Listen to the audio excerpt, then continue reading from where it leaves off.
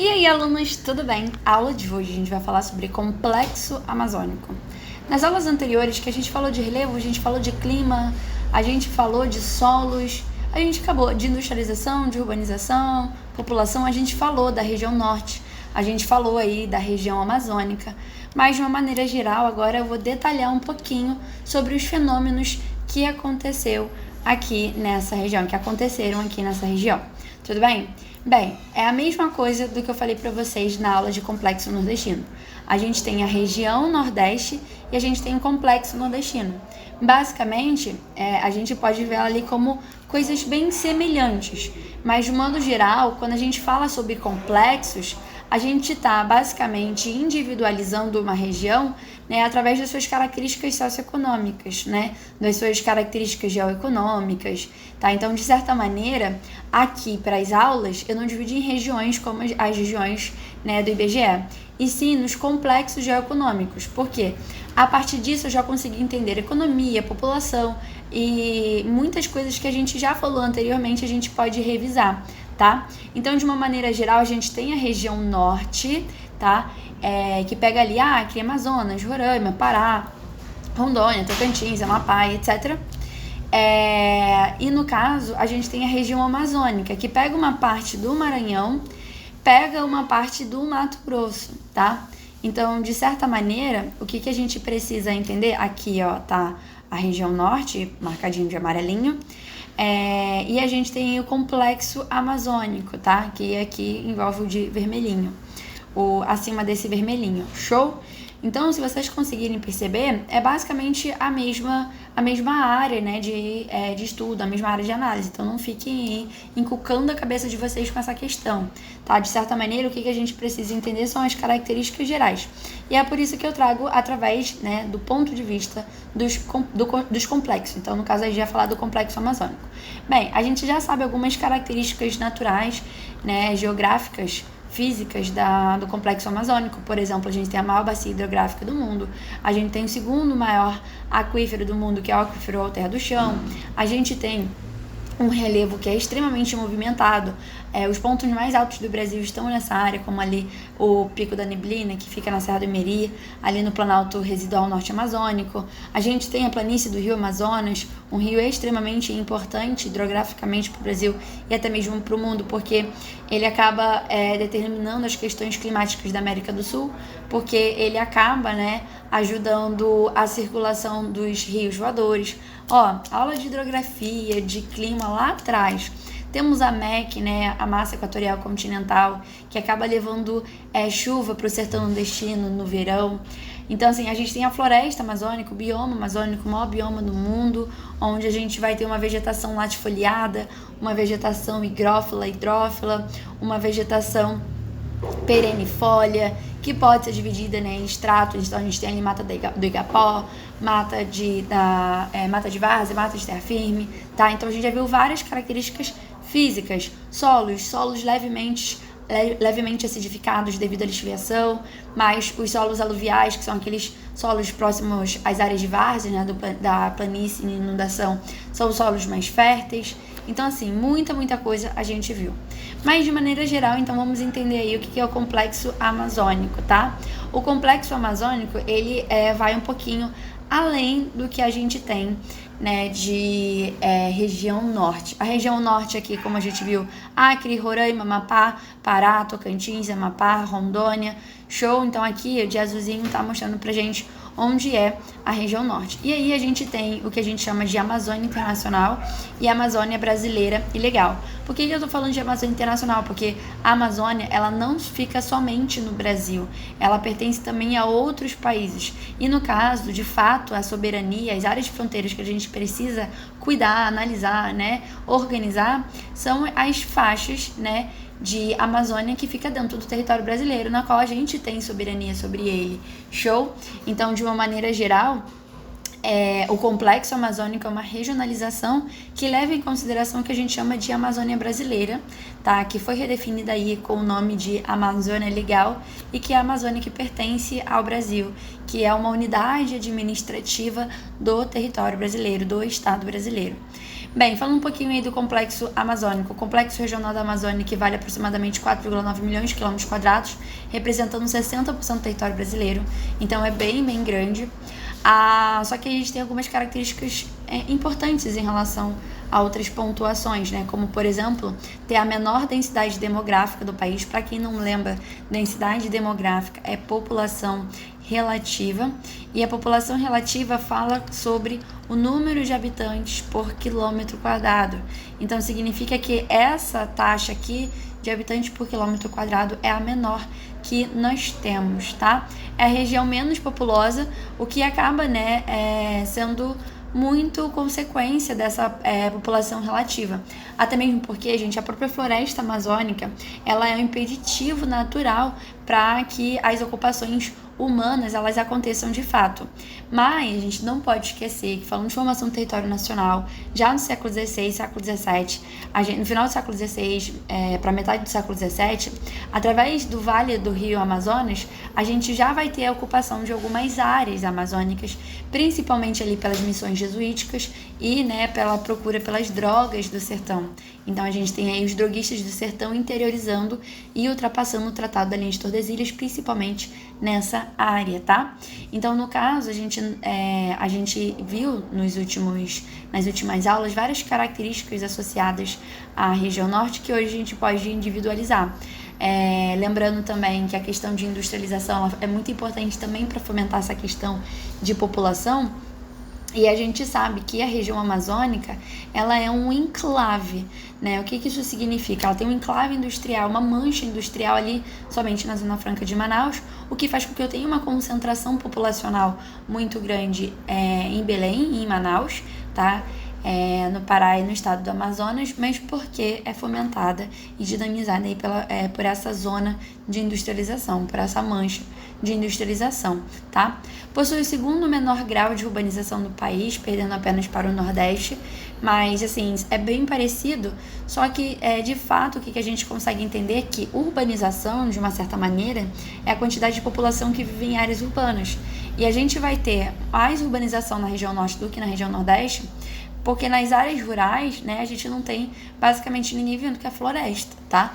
A gente tem ali pequenos grupos indígenas, mas de fato, assim, a gente não pode falar, muito detalhadamente sobre essa questão da população.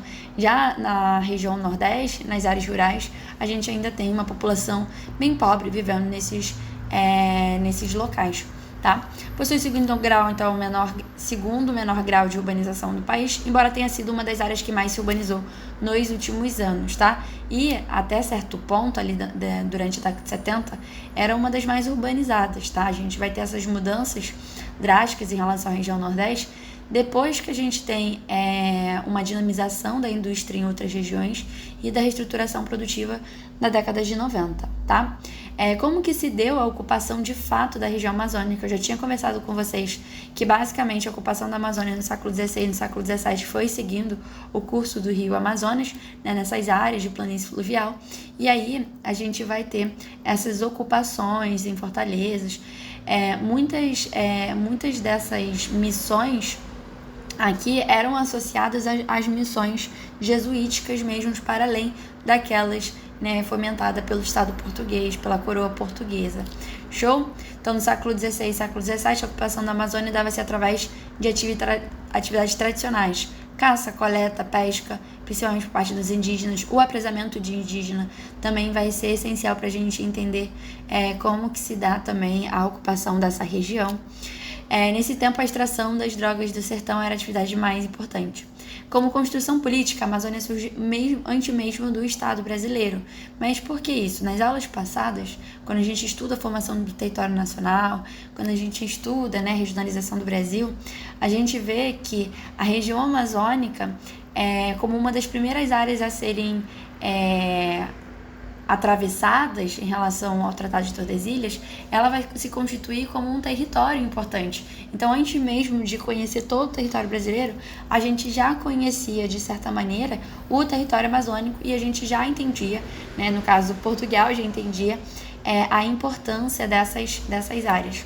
No século XVII, a coroa portuguesa vai buscar incorporar a incorporação dos seus nascentes domínios amazônicos na estruturação geral do Império por meio da criação da Companhia de Comércio do Maranhão e Grão-Pará. A gente não pode esquecer, gente, que quando a gente estudou regionalização, quando a gente estudou, formação do território nacional, a gente conseguiu ver essas primeiras regionalizações que também ajudaram a fomentar, o Tratado de Madrid. Então, a expansão do Império Português para o domínio amazônico e, no caso, uma, de fato, administração para essas áreas dentro da organização regional, fez com que a gente finalizasse o Tratado de Tordesilhas e começasse o Tratado de Madrid. Do ponto de vista do Estado contemporâneo, o exercício de soberania, existe apropriação nacional do território. E é o seguinte, a área amazônica é uma das principais áreas de soberania do Brasil, até mesmo porque é uma área de rica biodiversidade, minérios, etc.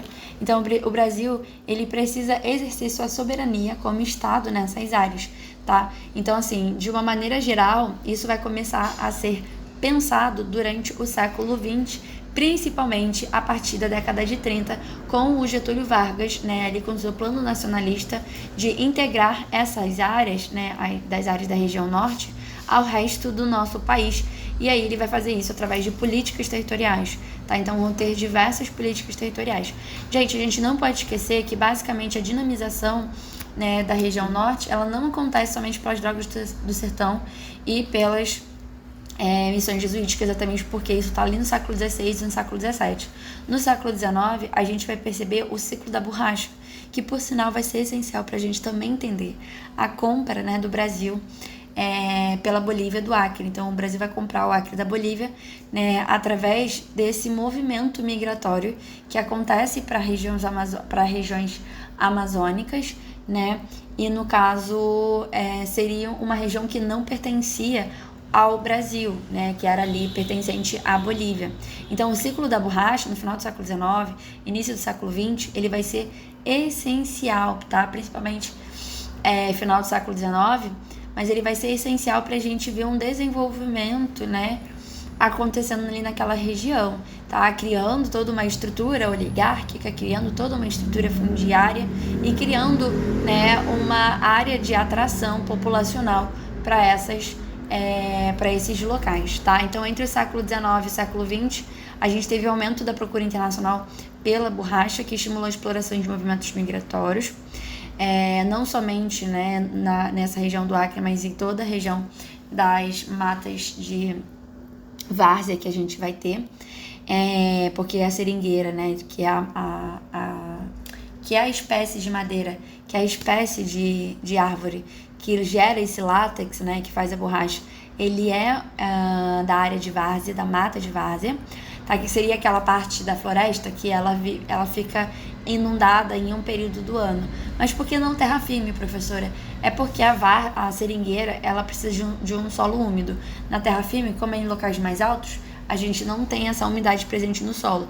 A gente consegue ter seringueiras dentro da terra firme? Até consegue, tá?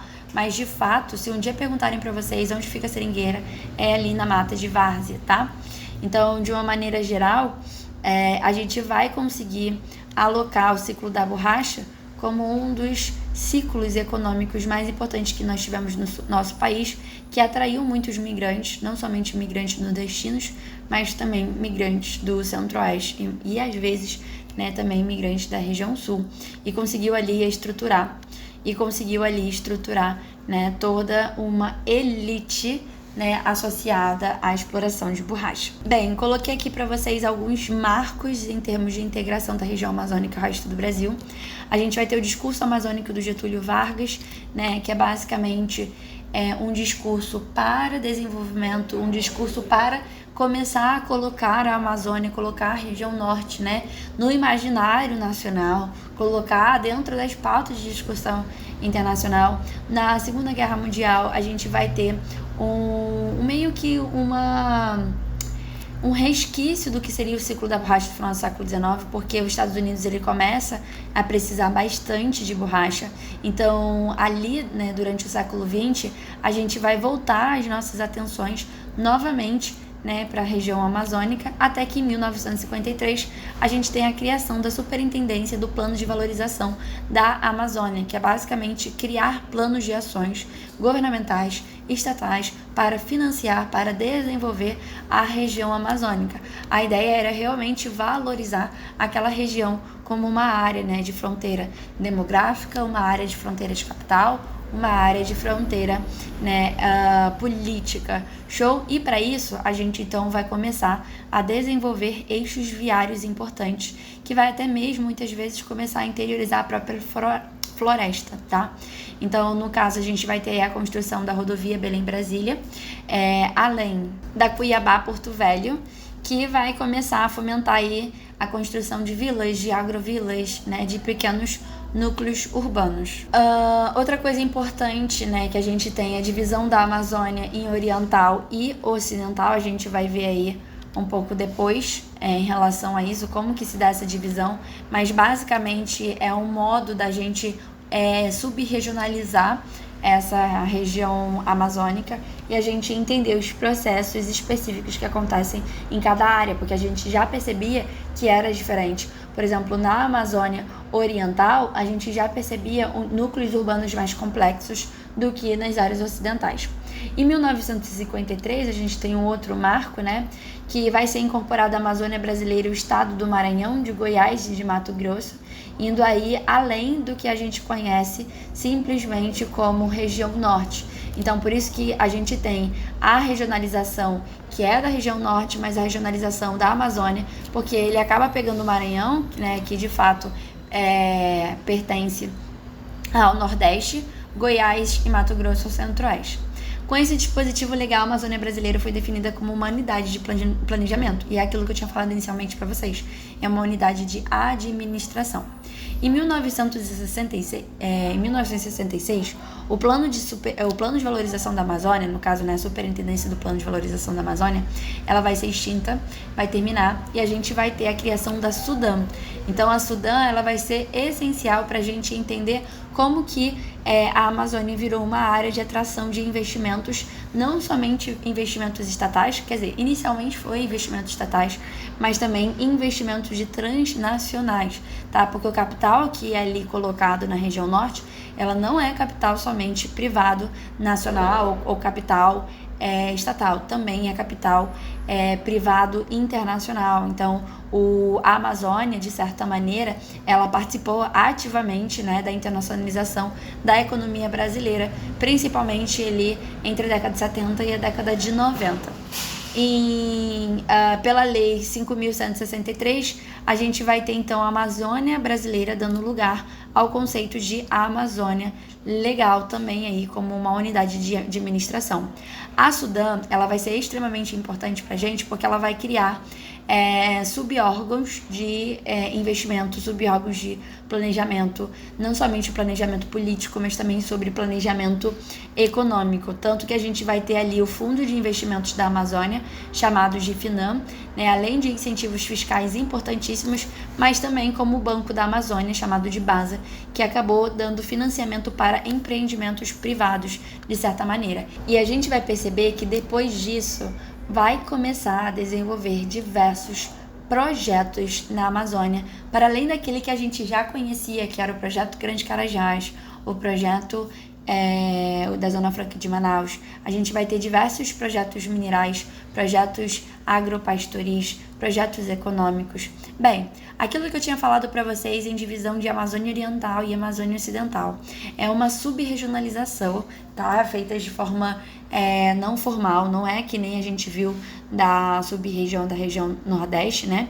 Sub-regionalização da região Nordeste, mas de certo modo a gente consegue entender um pouco as diferenças. Aqui na Amazônia Oriental eu tenho o Pará, o Amapá, o Maranhão, Tocantins e Mato Grosso, e na Amazônia Ocidental, Rondônia, Acre e Amazônia de Roraima. O que acontece, gente?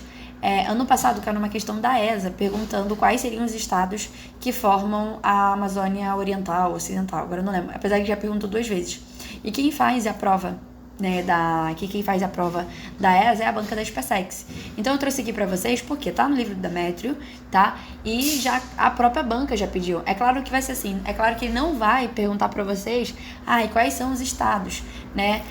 Assim, simples e unicamente. Não, ele vai colocar para vocês dentro de uma questão. Às vezes ele vai colocar ali uma questão inteira e às vezes uma palavrinha tá errada e talvez sejam dos estados. Então, assim, de certa maneira, eu gostaria que vocês gravassem, que vocês memorizassem quais estados pertencem à Amazônia Oriental e quais estados pertencem à Amazônia Ocidental, para que isso não seja uma fonte de erro para vocês na hora de vocês fazerem questões. Na Amazônia Ocidental, a gente consegue perceber que a gente tem uma densidade demográfica e um desenvolvimento econômico mais baixo, tá? Então, é por isso que a gente vê essa subregionalização, show?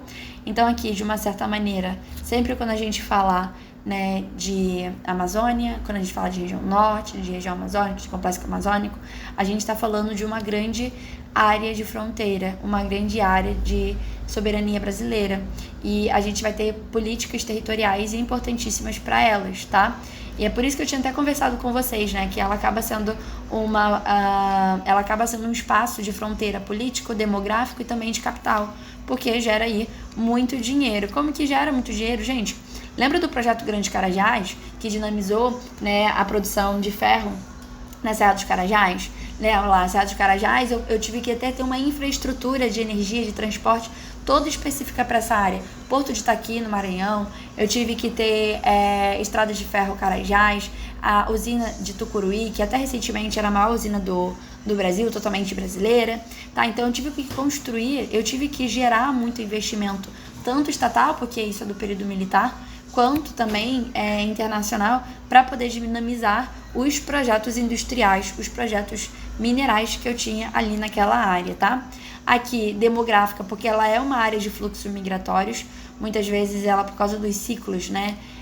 Droga do sertão, ciclo da borracha, né? O próprio ciclo de extrativismo, ele acabou gerando uma atração, principalmente para migrantes nordestinos. E espaço de afirmação do poder nacional em áreas de fronteira morta. O que é uma fronteira morta? Como ele está próximo próximo de outras fronteiras, mas tem a floresta amazônica na sua parte mais densa, é difícil a gente fazer, de fato, uma colocação do exército brasileiro ali naquela área, tá? Mas, de qualquer maneira, ela é uma área extremamente importante para a gente garantir, né, o poder do Brasil, né, sobre esse território, tá? Então, assim, ela acaba sendo uma fronteira política porque ela determina também onde que o Brasil como que o Brasil pode se posicionar em relação às discussões, né, sobre a Amazônia. E aí a gente vai ver diversos projetos, tá? Que vai ter, que vai visualizar, né, vislumbrar essa ideia de conseguir, de fato,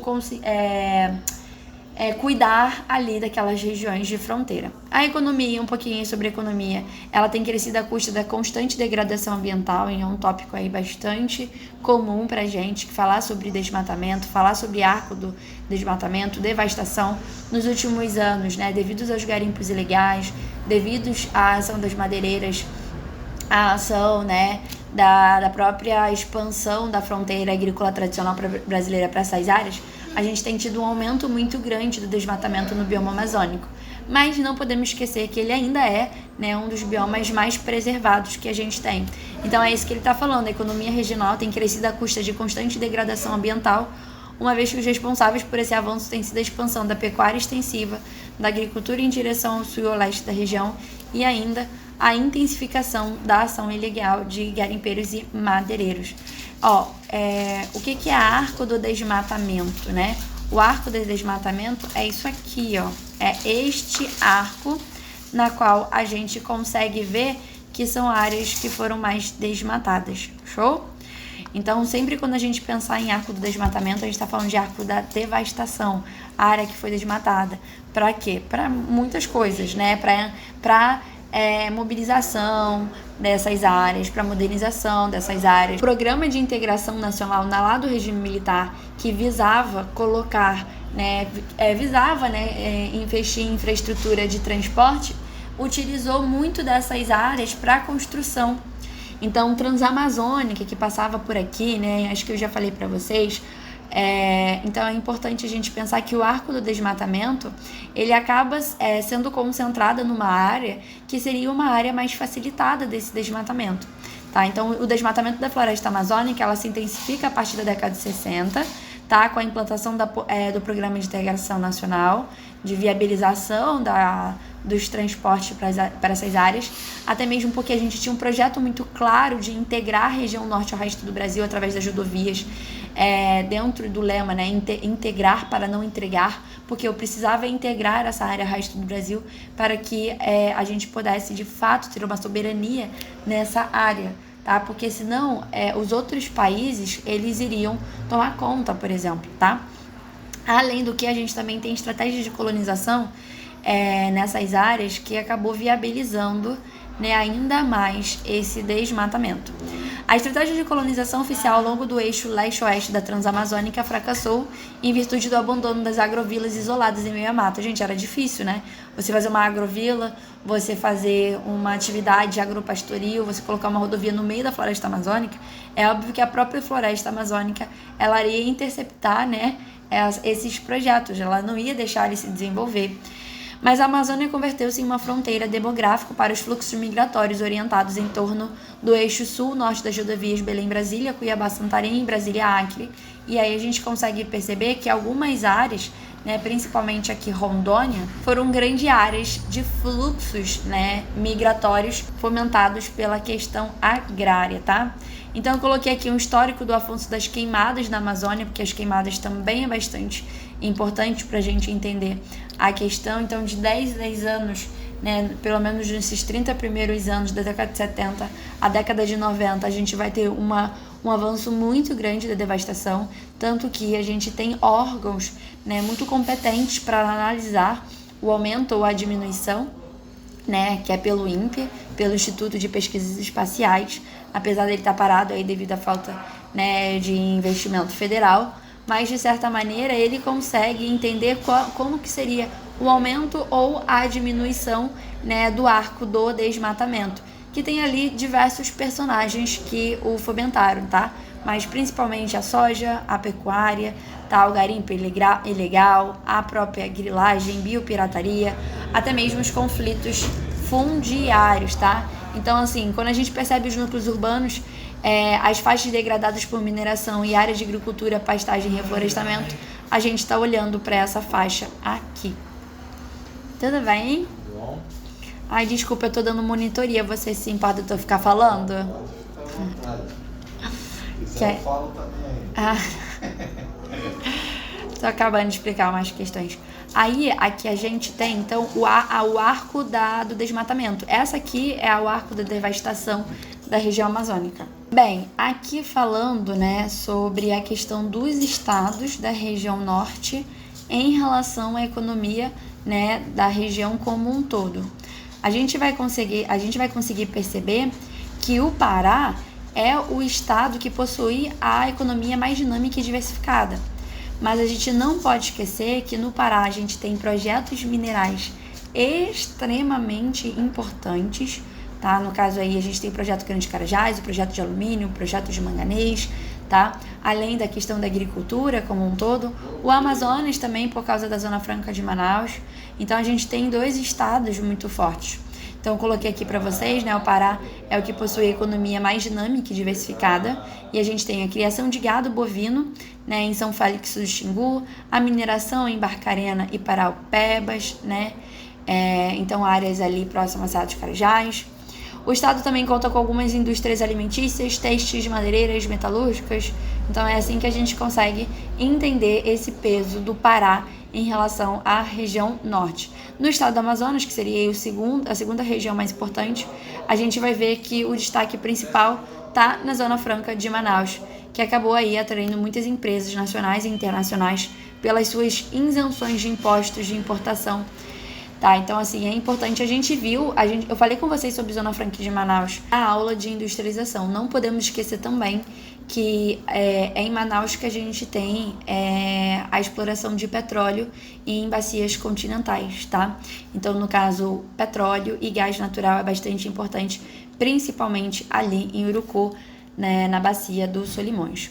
grandes projetos que nós vamos ter. O projeto Grande Carajás, que eu falei bastante para vocês lá na aula de recursos minerais, projeto Manganês, projeto Polos de Alumínios, que a gente tem jazidas em Oriximiná, no Pará, lá no Vale do Rio Trombetas, o projeto Jari, que não é um projeto mineral, mas é um empreendimento florestal e agropecuário, que a ideia era eu criar vilas, que eu criar agrovilas, para desenvolver diversos tipos de produtos agrícolas, além da silvicultura, né, e até mesmo da produção industrial de celulose, tá?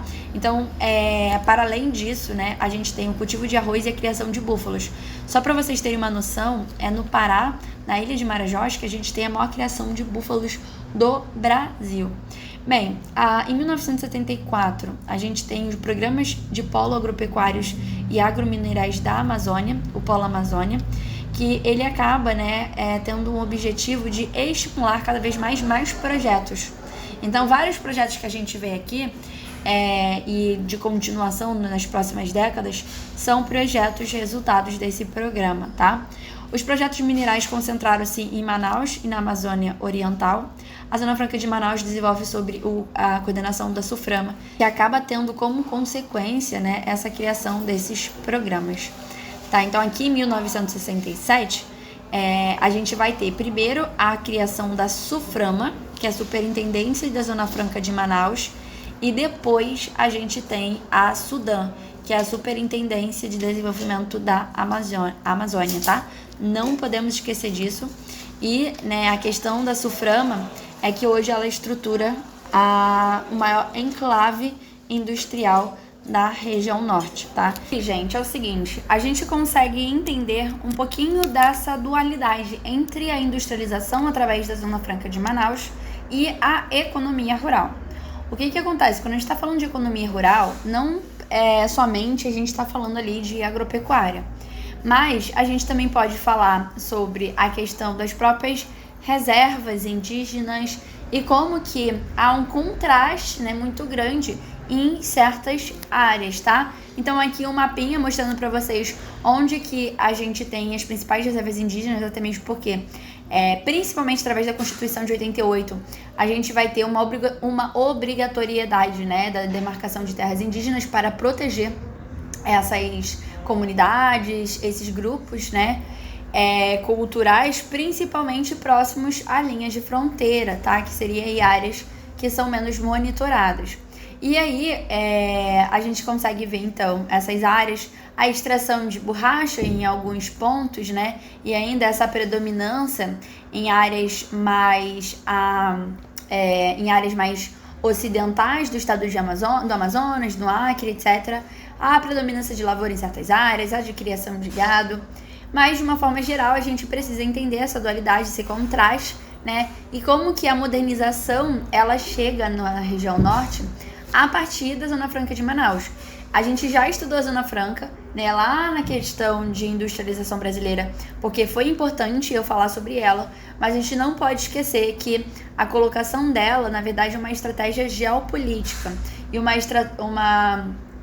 uma estratégia geopolítica dentro de uma área que é que é o território brasileiro, que é uma parte do território brasileiro muito importante, que é uma área de fronteira, tá? E aí a ideia era realmente reforçar o poder nacional, o poder estatal do governo federal, né, nessas áreas. Então, defender mesmo o Brasil. Até mesmo porque a gente está sempre dentro de um contexto específico, ok? Então, a Zona Franca de Manaus é um modelo econômico de desenvolvimento. Basicamente, aí seria uma área de concentração industrial e uma área de livre comércio, não somente em Manaus. A gente tem que ter um pouquinho desse cuidado. Apesar do nome ser Zona Franca de Manaus, ela está também em outros estados, como por exemplo Acre, Rondônia, Roraima e Amapá. Então ela acaba fazendo uma área de livre comércio onde eu tenho aí subsídios fiscais importantes, eu tenho, no caso, incentivos fiscais importantes, né? A gente tem diminuição de taxas de importação, a gente tem diminuição de taxas, né, que às vezes, né, desloca um pouco a dinâmica mais fluida dessa área, tá? A implantação da Zona Franca de Manaus constitui uma estratégia geopolítica, como eu tinha falado para vocês, cuja meta principal era reforçar o poder nacional na considerada região de fronteira. Vantagem como taxas alfandegárias reduzidas, áreas de livre comércio de importação, exportação e incentivos fiscais atraiu diversas empresas e indústrias nacionais e estrangeiras para o local. Então, o que a gente tem que pensar é que não somente o capital privado atuou ali, mas também o privado nacional, mas também o privado internacional. Áreas de livre comércio, então, que a gente tem na Zona Franca de Manaus, ali em Tabatinga, em Macapá, Santana, Guarajá-Mirim, Boa Vista, Bonfim, Brasileia, Epitaciolândia, Cruzeiro do Sul. Então, são áreas importantes aí da dinamização do comércio dessa área. E aqui eu vou falar um pouquinho sobre os tratados e projetos que nós tivemos nessa região, que foram muito importantes, né, para a organização. O primeiro tratado foi o Tratado de Cooperação Amazônica, o Pacto Amazônico, feito aí por Brasil, Bolívia, Colômbia, Peru, Equador, Venezuela, Guiana e Suriname, dentro de um momento muito tenso, onde o narcotráfico era um assunto bastante perigoso, um assunto que era recorrente nas discussões entre os países. Então, assim, esse tratado de cooperação era basicamente fazer com que os países eles pudessem, né, fortalecer as suas relações bilaterais, muitas vezes, a fim de conseguir não somente combater o narcotráfico, mas também preservar a Amazônia, né, em termos ambientais, fazer uma cooperação científica mais estruturada, utilizar os recursos hídricos, principalmente, não somente os recursos naturais, mas os recursos hídricos de forma mais racional. E aí eu consegui o desenvolvimento econômico da região e a integração física. O que acontece? A ideia de soberania, de proteção territorial, ela foi um pouco maior do que isso. E, de fato, o Tratado de Cooperação Amazônica, ele não conseguiu se desenvolver muito ao longo das décadas, tá? Mas, de qualquer forma, ele trouxe um fortalecimento das relações dos países sul-americanos, na qual a região amazônica, né, seria algo em comum entre eles. Um outro projeto muito importante é o projeto Calha Norte, até mesmo porque, né, já comentei isso várias vezes com vocês aqui na aula hoje, que a gente tem essa parte como uma região de fronteira importante para estabelecimento da soberania do nosso país. Então, eu preciso, na verdade, fiscalizar, administrar fisicamente. Então, o projeto Calha Norte, ele vai surgir como através da necessidade de proteger, de fiscalizar as fronteiras, né, da região norte.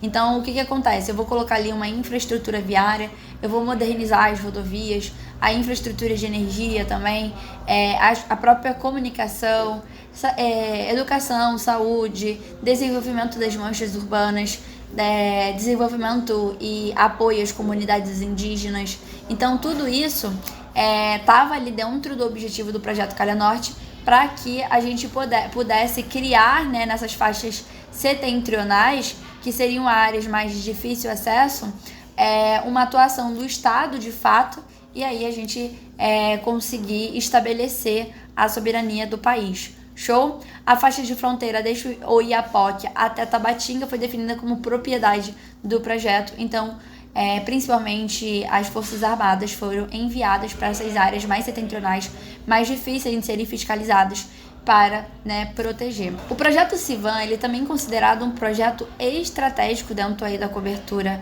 né, da região amazônica, e basicamente o que a gente vai ter é uma rede de radares, uma rede integrada, né, de sistemas de informação, de sensoriamento remoto para, né, cuidar, para abranger a Amazônia brasileira. Lembrando que da década de 80 até 95 a gente teve o projeto Radam Brasil, tá? Então o projeto Radam Brasil, ele basicamente não foi só ligado à região amazônica, tá? Foi um projeto de radar também para monitoramento físico do nosso, através do sensoriamento remoto, para o monitoramento do nosso território, das bases da análise e estudo das bases físicas do nosso território. E aí, né, o Civan, de uma certa maneira, acaba sendo aí uma corrente desse projeto Radam Brasil, que tem um objetivo muito claro, né, que é controlar, né, de forma, por meio das tecnologias, a região amazônica, a região da Amazônia legal, tá? Então, assim, a gente tem um objetivo que é estabelecer o controle de tráfego aéreo, fazer a fiscalização de fronteiras, monitorar as queimados, desmatamentos, além do garimpo ilegal.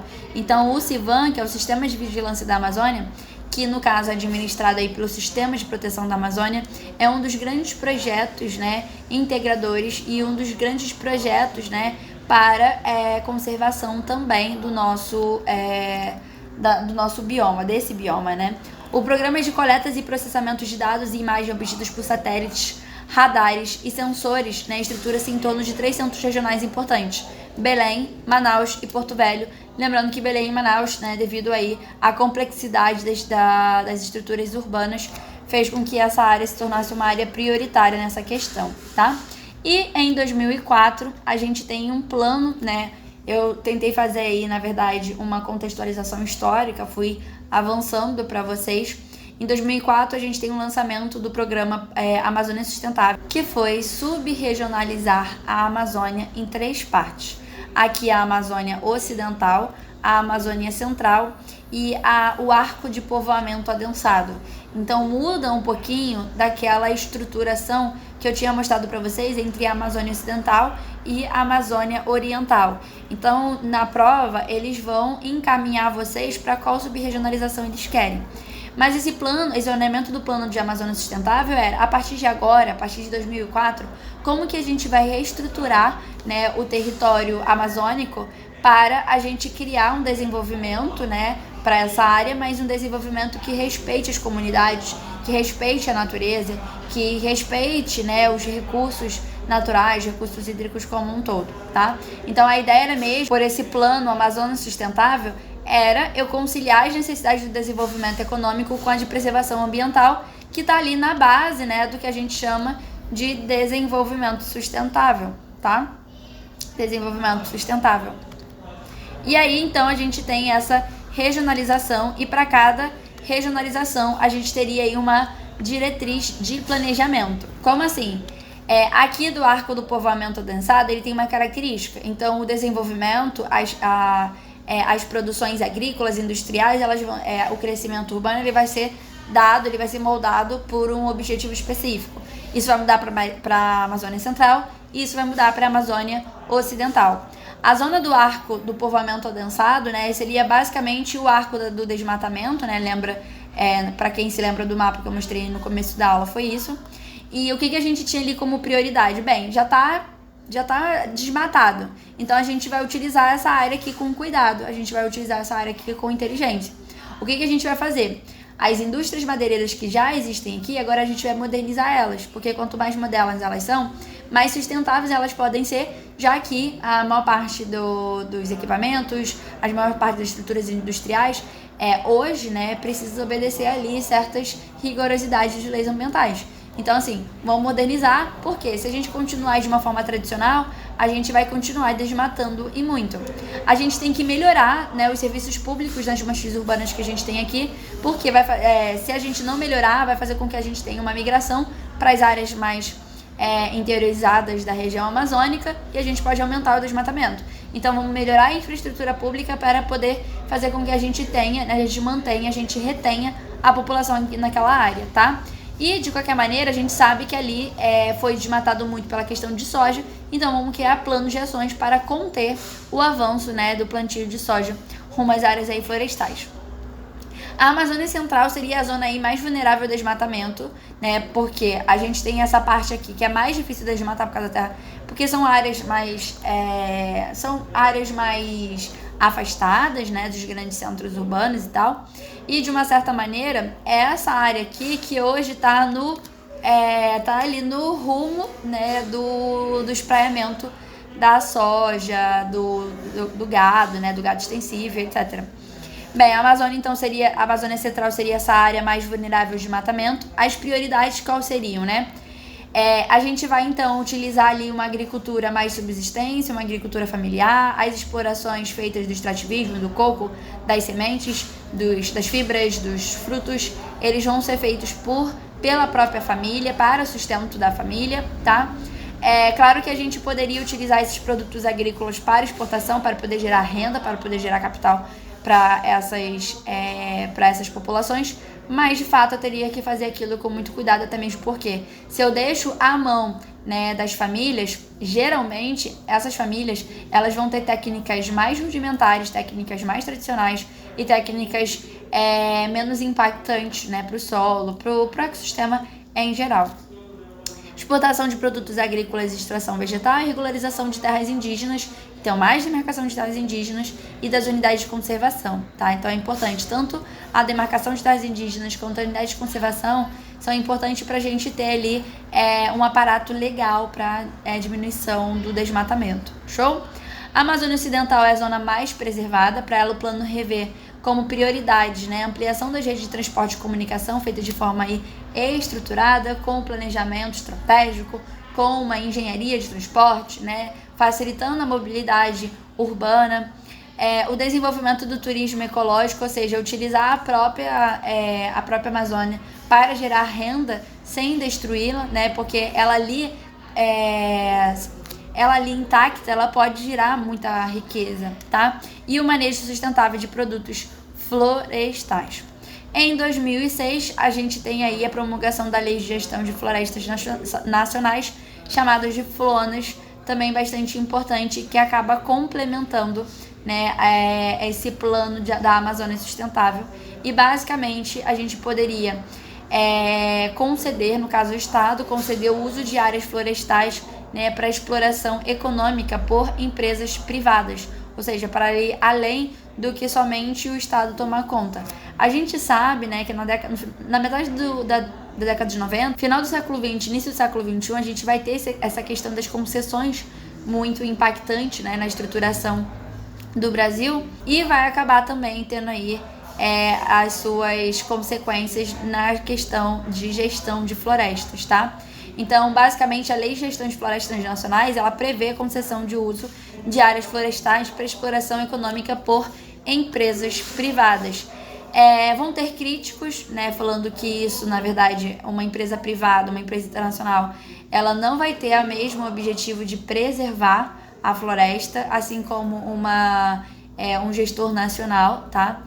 A lei estabelece critérios de manejo de floresta, determina limites para a derrubada de árvores e estimula o manejo múltiplo, ou seja, a combinação de exploração madeireira com o plantio de espécies que permite a extração de produtos florestais, ou seja, a tentativa realmente aí é de criar uma estruturação sustentável, né? Mas existem polêmicas envolvidas nesse projeto e a gente vai ter pontos positivos e pontos negativos, tá? Então, basicamente é isso. Gente, quanta coisa eu passei pra vocês, né? Espero que vocês tenham aprendido, que vocês tenham gostado, que vocês tenham analisado, tá? Vamos fazer exercício e ver que tá fácil. Bem, até a próxima. Tchau!